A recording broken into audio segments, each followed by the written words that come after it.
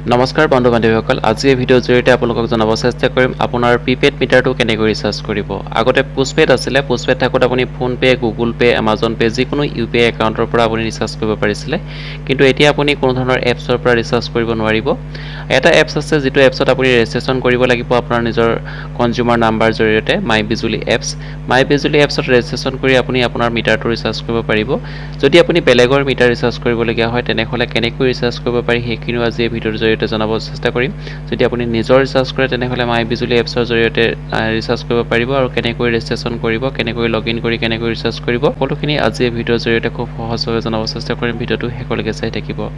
যদি আপোনাৰ নিজৰ স্মাৰ্ট মিটাৰ ৰিচাৰ্জ কৰিব বিচাৰে তেনেহলে আপুনি প্লে ষ্ট'ৰৰ পৰা এটা এপ্লিকেশ্যন ইনষ্টল কৰি ল'ব লাগিব মাই বিজুলি এপছ ইনষ্টল কৰি ল'ব মই ইনষ্টল কৰি থোৱা আছে গতিকে ইয়াত অপেন কৰিবৰ কাৰণে অপশ্যন আহিছে মই অপেন কৰিম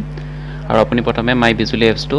ইনষ্টল কৰি ল'ব তাৰপিছত ইয়াত দুটা অপশ্যন দেখিবলৈ পাইছে লগইন এণ্ড ৰেজিষ্ট্ৰেচন যদি আপুনি ৰেজিষ্ট্ৰেচন কৰা নাই প্ৰথমে ৰেজিষ্ট্ৰেচন কৰিব লাগিব ইয়াত ৰেজিষ্ট্ৰেচন অপশ্যনটোত ক্লিক কৰিব আৰু ইয়াত যেটো কনজিউমাৰ নাম্বাৰ হয় কনজিউমাৰ নাম্বাৰটো ইয়াত এণ্টাৰ কৰি দিব কনজিউমাৰ নাম্বাৰটো এণ্টাৰ কৰি সাৰ্চ কৰিব সাৰ্চ অপশ্যনত ক্লিক কৰাৰ লগে লগে আপোনাৰ ডিটেইলছখিনি গুচি আহিব আৰু আপুনি ৰেজিষ্টাৰ নাও অপশ্যনত ক্লিক কৰিব আৰু আপোনাৰ যেটো মোবাইল নাম্বাৰ আছিলে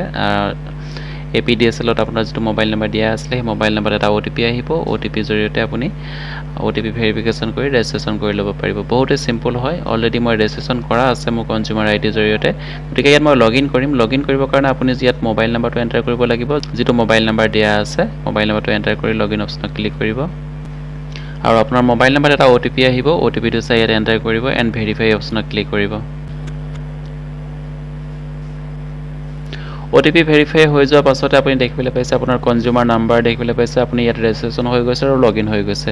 আৰু ইয়াত আপুনি এটাতকৈ বেছি কনজিউমাৰ নাম্বাৰ এড কৰিব পাৰে যদি আপুনি বেলেগৰ এড কৰিব বিচাৰে তাৰপিছত ইয়াত কনজিউমাৰ নাম্বাৰ যেটো দেখিছে ইয়াতে আপুনি ক্লিক কৰিব লাগিব নেক্সট আপুনি এনেদৰে দেখিলে পাব সকলোখিনি আপোনাৰ কনজিউমাৰ নাম্বাৰ মিটাৰ নাম্বাৰ কিমান কানেকশ্যন কিমান কিলোৱাট আছে আৰু কেটাগৰী কি আছে সকলোখিনি ইয়াত দেখিবলৈ পাব আৰু স্মাৰ্ট প্ৰিপেড বেলেন্স কিমান আছে হেতু ওপৰতে আপুনি শো কৰিব ইয়াত দেখিবলৈ পাইছে কাৰেন্ট বেলেন্স 381 रुपीस মাইনাছত আছে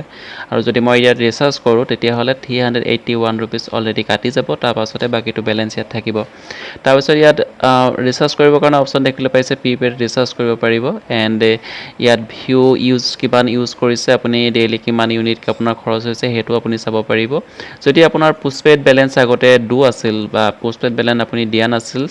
তেতিয়া হেতু আপুনি ইয়াত ক্লিয়াৰ কৰিবৰ কাৰণে অপচন আছে হেতু আপুনি ইয়াৰ পৰা ক্লিয়াৰ কৰিব পাৰিব নেক্সট ৰিচাৰ্জ হিষ্ট্ৰী আগতে কিমান পইচা ৰিচাৰ্জ কৰিছিলে হেকিনো আপুনি ইয়াত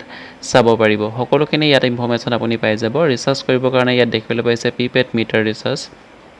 সো ইয়াত ৰিচাৰ্জ অপচনত ক্লিক কৰিব লাগিব আৰু ইয়াত আপুনি দেখিবলৈ পাব আপোনাৰ কাস্টমাৰ নাম আৰু আপোনাৰ এড্ৰেছ দেখিবলৈ পাব লগতে আপুনি ৰিচাৰ্জ এমাউন্ট ইয়াত ৰিচাৰ্জ এমাউন্ট মিনিমাম 100 টকা আপুনি ৰিচাৰ্জ কৰিব পাৰে মিনিমাম 100 টকাৰ পৰা মেক্সিমাম আপুনি যিমান ৰিচাৰ্জ কৰিব বিচাৰে সিমান ৰিচাৰ্জ কৰি থব পাৰে তাৰপিছত ইয়াত ৰিচাৰ্জ এমাউন্টটো এন্টাৰ কৰি দিব কিমান টকা ৰিচাৰ্জ কৰে ধৰি লওক 500 টকা যদি মই ৰিচাৰ্জ কৰো আকৌ ৰি এমাউন্ট এন্টাৰ কৰিব 500 रुपीस তাৰপিছত এটা ইমেইল আইডি এন্টাৰ কৰিব যেটো ইমেইল আইডিৰ জৰিয়তে আপোনাৰ যেটো ৰিচাৰ্জ কৰিছিলে সেই ৰিচাৰ্জৰ যিখন বিল হয় হেখন জেনেৰেট হৈ আহিব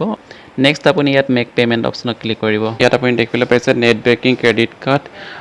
QR code and wallet UPI যিকোনো এটা অপচন সিলেক্ট কৰি আপুনি পেমেন্ট কৰিব পাৰে এনেদৰে আপুনি পেমেন্ট কৰি দিয়াৰ লগে লগে আপোনাৰ 500 रुपीस আপোনাৰ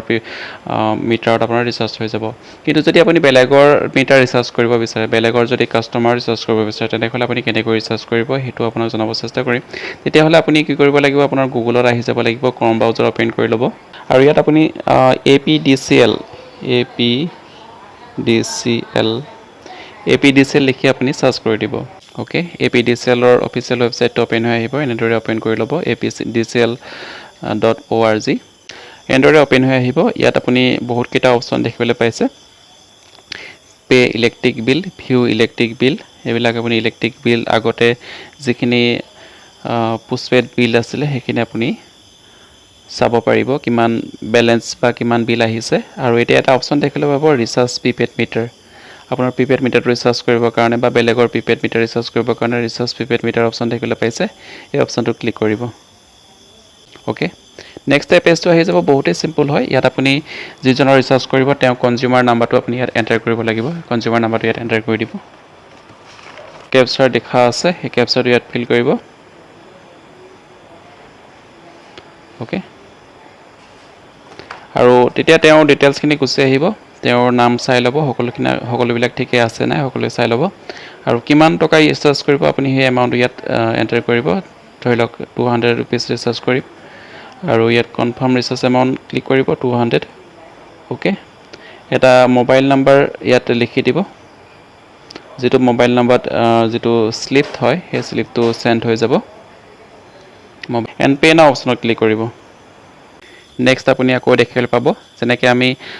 এপছৰ জৰিয়তে ৰিচাৰ্জ কৰোঁতে যেনেদৰে যিটো পেজ আহিছিলে net banking, UPI ID, wallet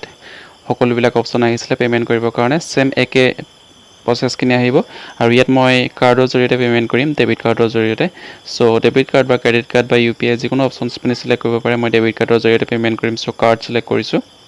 আৰু ইয়াত কাৰ্ডৰ নাম্বাৰটো আপুনি এণ্টাৰ কৰিব লাগিব। আপোনাৰ 16টা ডিজিট কাৰ্ডৰ নাম্বাৰ থাকে, আপুনি কাৰ্ডটোত চাই ল'ব। যদি ATM কাৰ্ডৰ জৰিয়তে আপুনি পে'মেণ্ট কৰিব বিচাৰে,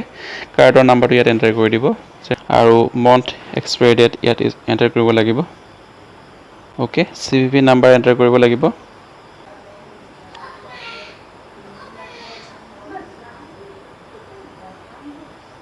অ'কে, মেক পে'মেণ্ট অপশ্যনত ক্লিক কৰিব। আৰু যিটো মোবাইল নাম্বাৰ আছে আপোনাৰ কাৰ্ডৰ লগত বা বেংক একাউণ্টৰ লগত লিংক, তাত OTP আহিব, OTP এণ্টাৰ কৰিব। মেক পে'মেণ্ট অপশ্যনত ক্লিক কৰিব। অ'কে, ইয়াত দেখিবলৈ পাইছে ট্ৰানজেকশ্যন ছাকচেছ, থেংক ইউ। আৰু ইলেক্ট্ৰিক যিটো প্ৰিপেইড মিটাৰ হয়, প্ৰিপেইড মিটাৰ ৰিচাৰ্জ হৈ গৈছে। আৰু ইয়াত কনজিউমাৰ নাম্বাৰ আৰু আপুনি যিটো ৰিচিপ্ট ইয়াত আহিছে, সেই ৰিচিপ্টটো যিটো মোবাইল নাম্বাৰ এণ্টাৰ কৰিছিলে, মোবাইল নাম্বাৰটো অলৰেডি চেণ্ড হৈ গৈছেই। লগতে যিটো আপুনি ইয়াত প্ৰিণ্ট আউট উলিয়াব হ'লে প্ৰিণ্টত অপশ্যনত ক্লিক কৰিব, এই ৰিচিপ্টটো আপুনি প্ৰিণ্ট কৰিব পাৰে। যদি আপুনি কাৰোবাৰ কাষ্টমাৰ যদি আপুনি ৰিচাৰ্জ কৰিছে, তেনেহ'লে আপুনি প্ৰিণ্ট কৰি তেওঁক এই ৰিচিপ্টটো দিব পাৰে। ছ' 200 টকা ৰিচাৰ্জ ছাকচেছ হৈ গৈছে। আৰু কেনেকৈ আপুনি বেলেগৰ বা নিজৰ মিটাৰ ৰিচাৰ্জ কৰোঁ বুলি ক'লে নিজৰ মিটাৰো এনেদৰে ৰিচাৰ্জ কৰিব পাৰে। আৰু যদি যিটো এপছৰ জৰিয়তে চালে সকলোখিনি ডিটেইলছ আপুনি চাব পাৰিব, কিমান ইউজ কৰিছে সকলোখিনি চাব পাৰিব। লগতে আপোনাৰ নিজৰ মিটাৰটো কিমান বেলেঞ্চ আছে সকলোখিনি তাৰ পৰাই কণ্ট্ৰল কৰিব পাৰিব। আশা কৰিছোঁ আপুনি ভিডিঅ'টো চাই ভাল পালে। এতিয়া সকলোৰে স্মাৰ্ট মিটাৰ হ'ল কেনেকৈ ৰিচাৰ্জ কৰিব পাৰি সকলোখিনি প্ৰচেছ বুজি পালে, বেলেগৰ বা নিজৰ। যদি ভিডিঅ'টো ভাল লাগিছে সকলোৰ লগতে শ্বেয়াৰ কৰিব। এনেধৰণৰ ইনফৰ্মেটিভ ভিডিঅ' পাবলৈ চেনেলটো ছাবস্ক্ৰাইব কৰিবলৈ নাপাহৰিব। আকৌ লগ পাম নতুন এটা ভিডিঅ'ত, তেতিয়ালৈকে নমস্কাৰ।